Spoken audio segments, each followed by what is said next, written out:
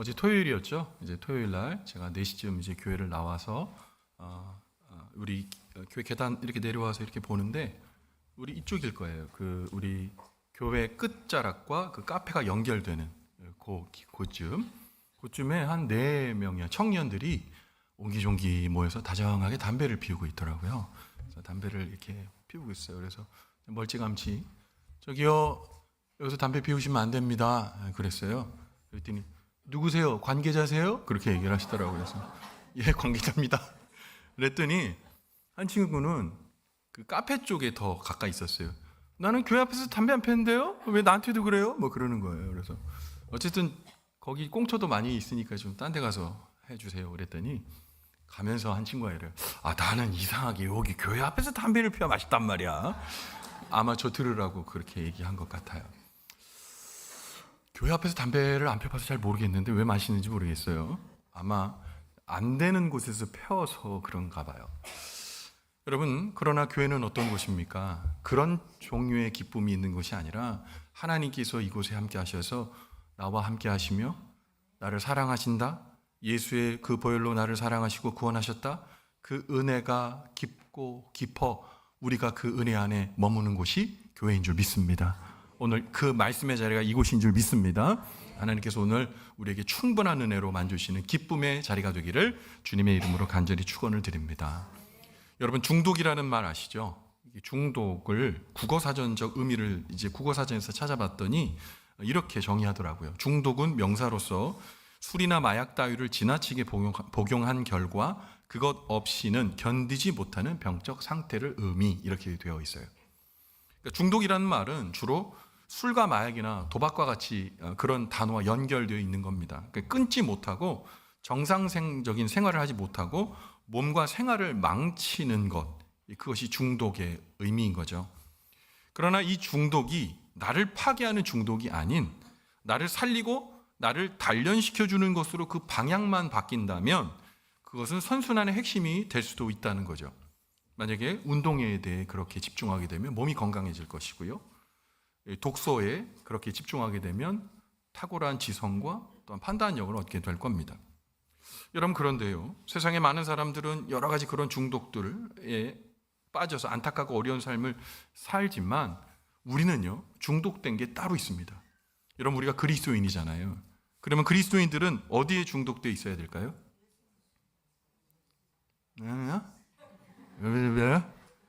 예수 그리스도, 그렇죠? 예수 그리스도에 중독되어 있어야 되는 거죠. 생명의 빛이신 예수 그리스도께 중독된 사람들, 저와 여러분입니다. 그렇다면 세상의 중독과는 다른 예수 그리스도에게 중독되었다는 것, 어떤 말일까요? 또 우리가 그리스도인으로서 우리 삶에 깊이 물들여야 할 거룩한 중독은 무엇이 되어야 할까요? 오늘 본문의 화자인 사도 바울의 입술을 통해 이 해답에 근접해 보고자 합니다. 먼저 여러분 기억하셔야 될 게 있는데요. 먼저 그리스도인들은 예수 그리스도의 사랑에 대해 깊이 중독되어 있어야 합니다. 뭐에 중독되어야 한다고요? 예수 그리스도의 사랑에 대해서요. 오늘 본문의 말씀을 진술하고 있는 사도 바울은 고린도후서 5장 14절을 통해 예수님께서 자신과 그리스도인들에게 베푸신 사랑에 대해서 다음과 같이 고백하고 있습니다. 같이 한번 읽어봅니다. 시작. 그리스도의 사랑이 우리를 강권하시는 도다. 우리가 생각하건대 한 사람이 모든 사람을 대신하여 죽었은즉 모든 사람이 죽은 것이라. 아멘. 우리를 위하여 십자가에 못 박혀 죽으심으로 우리를 하나님 자녀 삼아 주신 분이 바로 예수 그리스도이십니다. 여러분, 예수 그리스도 어떤 분이십니까? 여보세요? 예수 그리스도 어떤 분이십니까? 네. 저희 교회 이제 새가족분들 오시면 새가족 교육을 합니다. 근데 새가족 교육 내용 별거 없어요. 근데 매우 중요합니다.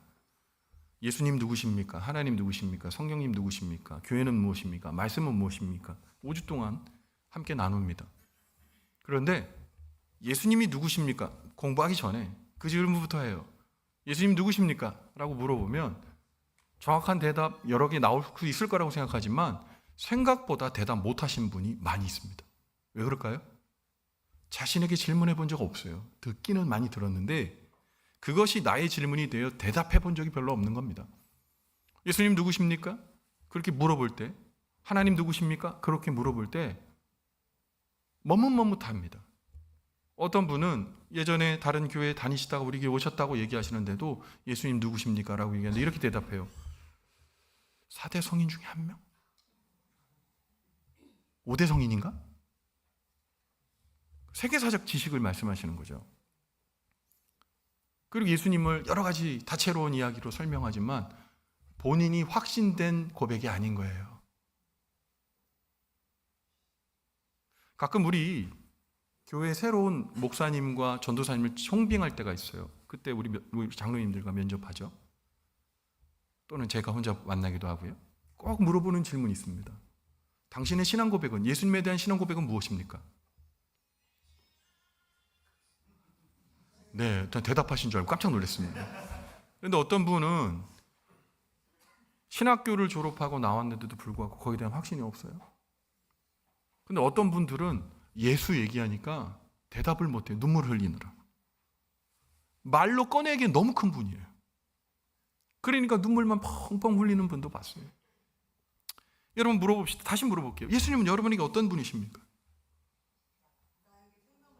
나의 생명을 주신 분입니다.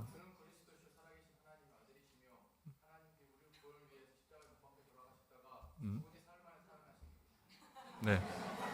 장로님 확실하시. 박수 한번 주세요. 네. 정확한 겁니다. 한자도 틀리지 않았어요. 장로님의 고백처럼 이 고백에 나의 진심이 탑재되어 있어야 되는 거예요. 예수님은 주시고 살아계신 하나님의 아들이십니다. 독생하신 하나님의 아들이십니다.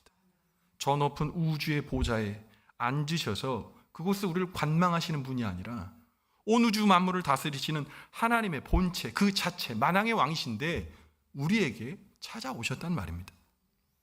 놀라운 권세를 가지신 그 예수님께서 죄인인 우리를 사랑하셨어요. 우리 어떤 사람입니까? 시기하고 질투하고 틈만 나면 높아지려고 하고 틈만 나면 거짓말하고 틈만 나면 자기를 거룩해 보이려고 하는 사람들 나입니다. 영벌받아 마땅한 우리를 사랑하셔서 우리를 구원하시기 위해서 하늘의 영광 보좌 버리시고 인간의 육신을 입고 이 땅에 오신 분이 바로 예수님이십니다. 그야말로 엄청난 희생의 대가를 치르고 이 땅에 나를 구원하기 위해 오셨습니다. 도무지 해결할 수 없는 죄의 대가를 치르시기 위해 예수님께서는 십자가에 못 박히시고 창에 찔리시고 침뱉음 당하시고 누구도 상상하기조차 싫은 발가벗김을 당하시는 수치스러운 죽음 앞에 서셨고 보고도 믿을 수 없는 비참한 죽음으로 온몸이 찢겨 돌아가셨습니다. 그래서 마침내 우리를 구원하셨습니다. 그렇기 때문에 사도 바울은 그 사랑이 너무나 오묘하고 너무나 감격적이어서 오늘 본문 14절 말씀에 그리스도의 사랑이 우리를 강권한다라고 말씀하고 있습니다. 강권은 어떤 의미입니까? 억류하는 거예요. 납치하는 거예요. 꽉 붙드는 겁니다. 예수님께서 우리를 강권하시는 은혜로 우리를 사랑하셨어요. 우리의 노력은 하나도 없어요. 하나님의 일방적인 사랑입니다. 일방적인 예수 그리스도의 사랑이 우리를 붙드신 거예요. 결국 예수 그리스도의 사랑을 깊이 체험한 사람은 또한 그 예수님의 사랑의 포로가 되어 있는 겁니다. 스스로 갇히는 겁니다. 예수의 사랑 가운데 스스로 갇히게 되고 그 사랑에 지배당하게 되는 거죠. 예수 그리스도의 사랑을 알게 되니 스스로 포로가 되고 노예가 되는 거고 종이 되는 거예요. 서로를 전혀 알지 못하던 남녀가 만나 서로 사랑에 빠지게 되면 서로 사랑에 이끌려 눈에 콩깍지가 씌워집니다. 그래서 연애할 때는 이성적인 판단을 할 수가 없어요. 제정신 차리고 보면 결혼해 있는 거예요. 이성적인 판단을 할 수가 없는 겁니다. 그래서 만나는 사람을 서로 보고 너무 잘 어울리지 보여지는 거죠. 저한테도 많이 오지 않아요. 목사님, 우리 남자친구들 너무 멋있죠. 별로예요. 근데 너무 예쁘다고 멋있다고 말할 수밖에 없죠. 반대도 마찬가지입니다. 둘을 합쳐놓고 보면 별로 잘 어울리지 않는 것 같아요. 그런데 둘은 죽고 못 사는 겁니다. 사랑에 빠지면 물불 안 가리고 서로를 위하여 그 없이는 또는 그녀 없이는 못 살게 되는 거죠. 약이 없어요. 사랑의 포로가 되면 약이 없습니다. 그런데 이런 사랑의 포로가 되는 건 서로 사랑하는 연인 사이도 있지만 이거보다 한 단계 위에가 있어요. 할아버지, 할머니, 손주 사랑. 이거는 와, 대단한 거예요. 할머니, 할아버지는 손주가 어찌나 이뻐 보이는지 손주가 너무 사랑스러워서 손주 자랑하느라고 정신이 없을 때가 많이 있어요. 예전에 이제 속초 갈 일이 있어서 속초를 갔는데 전 속초를 가면 속초를 좋아해요. 그런데 속초에 가면 꼭 들리는 데가 있습니다. 제가 황태를 되게 좋아하거든요. 황태국도 되게 좋아해요. 꼭 참고하시기 바랍니다. 그런데 이 황태를 사러 건어물 가게에 갔는데 이렇게 상호를 쭉 봤는데 이 심상치 않은 상호가 있어요. 건어물 가게 이름이 갈릴리예요. 갈릴리. 뭔가 있다. 갔죠. 근데 통성명을 하고 보니까 사장님이 속초에서 아주 유명한 교회 장로님이시더라고요. 그 장로님이 여기 목사님 같아요. 아이고, 얘기하다가 제가 목사님을 또 이야기하게 됐어요. 정말 훌륭하신 우리 목사님 오셔가지고 저희 황태 좋은 거 제가 드리겠습니다. 근데 어디에서 막 꺼내가지고 주시는 거예요. 절대 깎아주진 않아. 좋은 걸 주시겠다고 막 찾아서 주시는 거예요. 그런데 다 이제 끝났어요. 이제 흥정까지 다 하고 장로님 안녕히 계세요. 그리고 나오는데 저기 목사님, 저 목사님 그러시는 거예요. 그래서 초면인데 무슨 할 말이 있으실까? 제가 돈을 더 드렸나? 덜 드렸나? 그래서 예, 장로님. 제가 초면에 이런 말씀드려 참 죄송한데 제가 좀 말씀드릴 일인데 말씀드려도 될까요? 하세요. 그랬더니 갑자기 주머니에서 핸드폰을 탁 꺼내시는 거예요. 그러더니 무슨 사진 한 장을 보여주세요. 봤더니 그냥 귀여운 아기 사진이 있더라고요. 이쁘네요? 그랬더니 그렇죠, 목사님. 우리 손주 이제 100일 지났는데 어떻게 얘가 이게 눈도 동글동글하고 코도 이쁘고 입도 이쁘고. 제가 20분을 들어 서서 저희 아내랑 같이 20분을 들어 섰어요. 근데 이러다가는 진짜 제가 집에 못 갈 것 같아가지고 장로님 다음에 와서 또 들으면 안 될까요? 잠깐요. 2분만 더 얘기할게요. 손주 자랑하시는 거예요. 왜 그럴까요? 사랑에 사로잡히신 거예요. 그 사랑에 푹 빠진 겁니다. 자랑하지 않을 수 없는 거예요. 여러분, 우리도요, 예수 그리스도의 사랑의 포로가 되면 예수만 말하게 돼 있어요. 예수를 말하게 돼 있어요. 여러분, 다니엘 기도회 21일 동안 그분들 이야기 보세요. 예수만 말하고 있잖아요. 그분들은 왜 그렇습니까? 주님의 포로가 되었기, 사랑의 포로가 되었기 때문에. 여러분, 우리 주님의 포로여야 해요. 예수에 깊이 중독되어 있어야 돼요. 왜 그럴까요? 주는 그리스도시요 살아계신 하나님의 아들이시며 나중에 부활하셔서 우리를 그 부활에 참여시켜 주실 하나님 그 본체이시기 때문입니다. 사랑하는 성도 여러분, 주님의 사랑의 포로가 되어 주님을 자랑하지 않으면 견딜 수 없는 사람, 그 사랑에 깊이 중독되어 날마다 하나님의 은혜 가운데서 사는 사람, 오늘 이 말씀 귀로 들으나 마음에 새기는 저와 여러분 되시기를 간절히 바랍니다. 두 번째는요, 그리스도인들은 예수 그리스도를 위한 헌신의 삶에 깊이 중독되어 있어야 합니다. 오늘 본문 말씀을 진술하고 있는 사도 바울은 고린도후서 5장 15절을 통해 예수 그리스도의 놀라운 사랑을 입고 예수 그리스도로 인해 새 생명을 얻은 그리스도인이라면 예수 그리스도를 위해 헌신하는 사람을 살아야 된다고 말씀하고 있어요. 고린도후서 5장 15절 말씀 같이 한번 읽어봅니다. 시작. 그가 모든 사람을 대신하여 죽으심은 살아있는 자들로 하여금 다시는 그들 자신을 위하여 살지 않고 오직 그들을 대신하여 죽었다가 다시 살아나시는 이를 위하여 살게 하려 함이라. 아멘. 누군가를 사랑하게 되면 사람은요, 사랑하는 대상을 위해 자기 자신을 돌아보지 않고 희생할 뿐만 아니라 헌신하게 됩니다. 시간이 아깝지 않은 거예요. 예수님께서 죄인된 우리를 사랑하셔서 아무 대가도 없이 우리를 위해 십자가에 죽으시고 우리를 위해 자신의 몸을 내어주시고 희생하시고 헌신함으로 사랑을 조건 없이 베풀어 주셨습니다. 그런데 놀라운 것은 우리가 사랑받을 만한 가치가 있냐는 거예요. 사실 우리가 삶의 자리에서 살아갈 때 부모 자식 간에도 그리고 사람과 사람 간의 관계에도 때로 우리가 사랑받을 가치가 없는 사람처럼 느껴질 때가 있어요. 서로에게 모난 말을 하거든요. 사람과 사람의 관계에서도 우리가 낙심하고 사랑에 목말라 우리가 눈물을 흘릴 때 많은데, 주님은 우리를 끝없이 끝까지 죽으시면서까지 사랑해 주셨다는 거예요. 그렇기 때문에 그 사랑을 받은 사람은 자신의 시간이, 자신의 삶이, 자신의 인생이 주님께 드려도 전혀 아깝지 않은 겁니다. 우주의 먼지 같은 죄 많은 우리를 위해 만왕의 왕이신 예수님께서 왜 십자가에 죽으시면서까지 나를 주님의 자녀로 만들어 주셨을까? 그 놀라운 사랑을 아무리 곱씹고 이해해 보려도 전혀 이해할 수 없었던 믿음의 선배들은 찬송가 269장에 그 마음을 담아 찬송했어요. 그 참혹한 십자가에 주 달려 흘린 피, 다 같이 찬양합시다. 샘물같이 늘 흘러서 죄 씻어 주시네. 값없어도 다 나와서 내 죄를 고하면 흰 눈보다 더 희도록 참 성결 얻으리.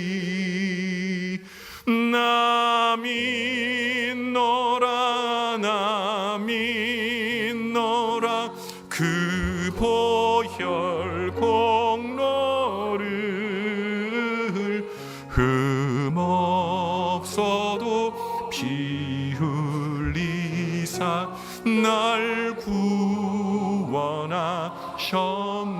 나 믿노라 나 믿노라 나 믿노라 나 믿노라 그 보혈 공로를 흠없어도 피 흘리사 날 구원하셨네. 머리로는 이해가 안 되는 거예요. 이 찬양을 부른 수많은 믿음의 선배들은 십자가에 달려 죽으신 예수님의 사랑이 머리로는 도무지 이해가 안 되는 거예요. 그래서 그 보혈을 믿을 수밖에 없는 거예요. 그래 고백하는 거잖아요. 나 믿습니다. 나 믿습니다. 그 보혈의 공로를 흠없어도 피 흘려 죽어주셔서 날 구원하신 그 주님의 은혜가 나는 머리로 이해하지 않고 믿음으로 가슴에 새깁니다. 여러분, 그 고백 때문에 그리스도인은 주를 위해 살겠다고 고백하는 겁니다. 오늘 본문의 사도 바울은 예수님의 보혈 공로를 허락하신 그 큰 사랑을 받을 만한 가치가 자기에게 있다고 생각하지 않았습니다. 사도 바울은 어떤 사람입니까? 예수 믿는 사람 죽이러 다녔던 사람이에요. 스데반 집사님을 죽이는데 앞장섰던 사람이고, 예루살렘 곳곳에 다니면서 심지어 다메섹까지 가서 예수 믿는 사람을 책출하고 가두고 죽이려고 교회 핍박에 혈안되었던 사람, 대적자 원수가 바로 사울, 나중에 바울이 된 사울이었습니다. 그런데 예수님께서 그 원수 같은 바울을 찾아오셔서 내가 핍박하는 예수다, 내가 널 위해 죽었다, 그리고 내가 널 위해 부활할 것이다, 이 십자가의 보혈이 너를 위한 것이다 라는 그 망극한 사랑 앞에 눈이 멀고 가슴이 부서지는 아픔 가운데 다시 예수를 붙들게 되었습니다. 예수님이 날 위해서 죽으셨지. 주님께서 그 원수인 나를 살려주셔서 부활의 은혜에 동참시켜 주셨지. 눈을 감고 눈을 떠도 감격인 거예요. 아무리 돌 맞아도, 아무리 손가락질 당해도, 아무리 동족에게는 배신자라고 얘기 듣고 그리스도인에게는 믿을 수 없는 자라고 얘기 들었지만 결코 그는 주 예수가 그의 구주였기 때문에 자기 인생을 전체를 다 들여도 아깝지 않은 삶을 살게 되었다는 거죠. 여러분, 그런데 그 삶에 우리를 올려다 보면 우리 얼마나 작아요. 우리가 예수님 때문에 울고 예수님 때문에 살겠다고 고백해도 작은 불편과 어려움만 있어도 우리 입으로 다 얘기하잖아요. 끝없이 사랑해 주신 주님 안다고 얘기하면서 끝없이 용서 못 하잖아요. 안다고 하면서 모르는 사람들이잖아요. 틈만 나면 나의 트로피를 꺼내 다른 사람에게 자랑하려고 하지, 내 안에 있는 예수를 여러분 우리는 때로 잊어버리며 살고 있지 않습니까? 다니엘 기도회 때 여러분 많은 분들을 통해 은혜 받으셨겠지만 저는 권오중 씨가 참 잊혀지지 않습니다. 사실 저는 권오중 씨에 대한 이미지 별로 좋지 않아요. 그분은 음담패설의 대가입니다. 제가 듣기에도 민망해서 채널이나 보다가 TV나 보다가 끈 적도 여러 번이었어요. 근데 권오중 씨가 얘기하잖아요. 예수님이 나 같은 죄인을 사랑하셨다는 사실이 믿어지니까. 눈물밖에 나오지 않더라는 거잖아요. 그분이 무슨 목사님입니까? 성직자입니까? 하루에 4시간, 5시간을 어떻게 기도해요? 그런데 그 은혜가 감격되니, 믿어지니, 이해되는 것이 아니라 믿어지니 그의 인생에 찾아오신 예수님을 전할 수 있는 거 아닙니까? 희귀병에 앓고 있어. 전혀 수생 가능하지 않는 아들. 그러나 하나님이 돌보고 있고 또 그러시다는 확신 가지고 그 아들이랑 찬양을 하며 하나님 나는 예수님 때문에 삽니다. 그런 고백하잖아요. 거기에 비하면 우리 얼마나 작습니까? 우리 입술에 나온 간증, 최근에 누군가에게 들려준 간증이 있습니까? 아니면 남을 향해 흉보고 험담한 이야기가 많이 있습니까? 나를 위해 죽으셨다니까요. 나를 위해 부활하셨다니까요. 나를 살려주셨다니까요. 그렇기 때문에 그 바울도, 그 권오중 씨도, 그 나도 감히 주님을 위해 살겠다라고 고백할 수밖에 없는 겁니다. 그래서 이 사도 바울은 로마서 14장 8절에 더 구체적으로 하나님과 자신의 관계를 이렇게 얘기합니다. 같이 읽어봅니다. 시작. 우리가 살아도 주를 위하여 살고 죽어도 주를 위하여 죽나니 그러므로 사나 죽으나 우리가 주의 것이로다. 아멘. 사랑하는 성도 여러분, 이 말씀 여러분에게 찔림이 되길 바랍니다. 사나 죽으나 주를 위하여 살지 않잖아요. 사나 죽으나 날 위하여 살잖아요. 사나 죽으나 주를 위하여 사는 것이 아니라 주님을 이용하는 경우가 더 많잖아요. 저는 여러분을 혼낼 자격도 없고 여러분들에게 권면할 자격도 없습니다. 그러나 주님의 마음을 전해드리고 싶어요. 사나 죽으나 주의 것이라면 주님이라면 어떻게 하셨을까 생각하며 살아야 되는 거 아니겠습니까? 사도 바울은 예수 그리스도의 십자가 사랑 경험하고 자신이 가지고 있던 모든 것 다 배설물이라 그랬어요. 크고 좋은 모든 것들 다 배설물이라, 그리고 주님만 따라 살았어요. 부러워할 만한 높은 학문, 부러워할 만한 높은 사회적 지위, 부러워할 만한 모든 것, 그것 다 하나님께 영광으로 올려드렸어요. 그러면서 날마다 뭐라고? 나는 매일 죽노라. 예수 그리스도의 사랑을 받고 경험하고 또 예수님께서 우리를 위해 헌신한 것을 경험한 사람은 자신이 주인이 아니에요. 예수님께 중독되어 주님이 주인이시고, 그리고 주님을 위하여 살 마음을 갖고 날마다 드는 내 생각을 내려놓고 예수님이 원하시는 삶으로 옮기는 거예요.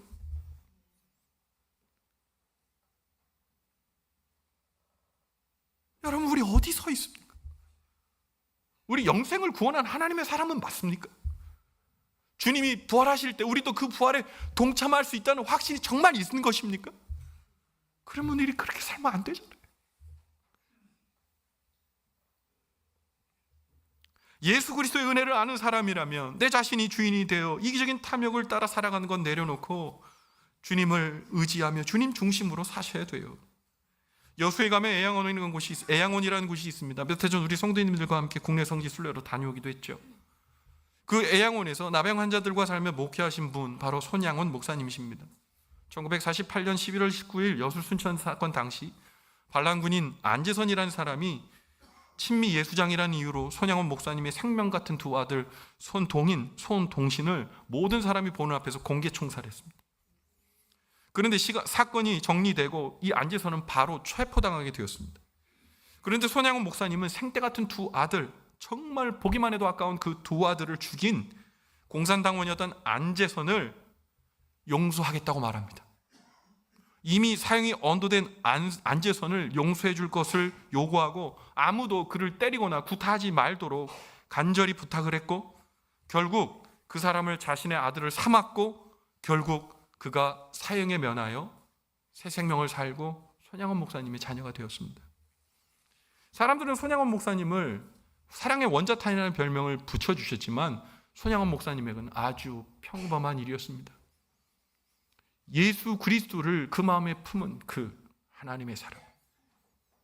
나의 10가지의 기도의 제목이라는 게 이런 게 있죠. 사랑하는 우리 큰아들 동인, 미국 유학 보내려 하였으나 하나님 순교자가 되어 더 좋은 천국 가게 하시니 감사합니다. 이게 말이 됩니까? 못해요. 전 아무리 목사지만 전 만약에 이런 상황이라면 절대 이런 고백 못합니다. 더 좋은 천국 가게 하시니 감사합니다. 그 안에 예수가 있는 거예요. 그 안에 깊은 예수가 있는 거예요. 그래서 우리 손양원 목사님이 지었던 시가 기가 막힙니다. 제목이 뭐냐? 예수 중독자. 여러분 같이 한번 이 시 나눴으면 좋겠는데요. 같이 읽어봅니다. 시작. 나는 예수 중독자가 되어야 하겠다. 술 중독자는 술만만 살다가 술로 인해 죽게 되는 것이고, 아편 중독자는 아편으로 살다가 아편으로 인해 죽게 되나니, 우리도 예수의 중독자 되어 예수로 살다가 예수로 죽자. 우리의 전 생활과 생명을 주님 위에 살면 주같이 부활이 된다. 주의 종이니 주만 위에 일하는 자가 되고 내일 되지 않게 하자. 아멘. 손양원 목사님은요, 나는 예수 중독자로 살겠다고 고백해요. 예수로 살다가 결국 예수로 죽겠습니다. 아시겠지만 결국 순교하십니다. 생명같이 주님을 믿어요. 근데 여기 우리가 잊지 말아야 될 게 있어요. 주님을 위해 살면 주같이 부활이 된다. 다시 얘기하면 주님께 중독되지 않고 주님을 위해 살지 아니하면 그 부활, 내 부활 될 수 없다는 거예요. 마라톤이 42.195km입니다. 그러나 마라톤의 42.195km를 42km만 뛰었다고 해서 절대 완주라고 하지 않아요. 완주 메달도 주지 않습니다. 반드시 마라톤의 42.195km를 꽉꽉 채워 허파가 터지거나 폐가 터지더라도, 그런 통증이 와도 내 발을 꼬린 지점까지 넣어야 완주자가 되는 거예요. 여러분, 예수 부활의 증인으로 마지막 날 주님이 원하시는 생명의 천국문 앞에 완주하는 저와 여러분 되시기를 간절히 바랍니다. 그래서 예수 중독자로 사셔야 돼요. 예수를 위해 사시는 자가 되어야 돼요. 아유, 나 같은 사람이 어떻게 손양원 목사님 같이 살아? 그거만 아니라니까요. 내 삶에 내가 정말 힘들고 어려운 부분들, 내가 정말 나로서는 할 수 없는 거, 그거 옮기려고 애쓰시는 거예요. 그게 예수 중독자예요. 사랑하는 망원제일교회 성도 여러분, 예수님께서 우리를 죄 가운데 구원하시기 위해서 말할 수 없는 사랑을 베푸셨습니다. 그 예수 그리스도의 사랑 때문에 우리 여기 있는 겁니다. 축복합니다. 우리 망원제일교회 오늘 이 말씀 듣는 믿음의 온 성도들, 예수 그리스도에게 사로잡히시기 바랍니다. 예수 중독자 되시기 바랍니다. 그래서 주님 오실 마지막 그날에 아까 손양원 목사님 그 말처럼 주님을 위하여 살았으니 주님과 함께 부활의 아침을 맞이하는 그 축복의 사람, 주님 여기 있습니다. 고백함으로 말미암아 다니엘 기도 때 참 은혜가 되었는데 고맙다. 그 삶을 살아줘서 고맙다. 그 이야기 목격하고 듣게 되는 저와 여러분의 축복의 삶이 되시기를 주님의 이름으로 간절히 축원을 드립니다. 아멘. 기도하겠습니다. 사도 바울은 주님께 원수였습니다. 그러나 원수 같은 사도 바울을 예수님께서 용서하시고 주님 그에게 영생을 허락하셨고 그는 온 평생을 주를 위하여 살았습니다. 아버지, 우리가 크고 대단한 그런 삶을, 믿음의 삶을 살겠다는 것이 아니라 하나님, 나의 마음이 주님께 사로잡히는 인생을 살기를 바랍니다. 때로는 우리 자신을 바라볼 때 놀랍도록 무섭게 우리는 하나님과 관계없는 사람일 때가 있습니다. 쉽게 분노하고 쉽게 정죄하고 쉽게 뒤돌아서고, 그런데 그럼에도 불구하고 사랑하실 때 끝까지 사랑하시는 하나님의 은혜가, 그 사랑이 오늘도 나를 권면하십니다. 부활의 주님께서 오늘도 우리에게 말씀하십니다. 그리스도인이 되달라고, 믿음이 사람이 되달라고. 하나님 아버지, 오늘 그 말씀 우리 마음에 새기게 도와주시고, 예수 중독자, 예수에 사로잡힌 자, 그 사람 살아가는 믿음의 권속들, 축복의 삶이 되게 도와주시옵소서. 주님께서 그리 이끌어 주시고 함께해 주실 것을 믿고 확신하며 우리를 하나님의 사랑의 나라로 이끌어 주신 예수님 귀하신 이름 받들어 간절히 축복하며 기도 올리옵나이다. 아멘.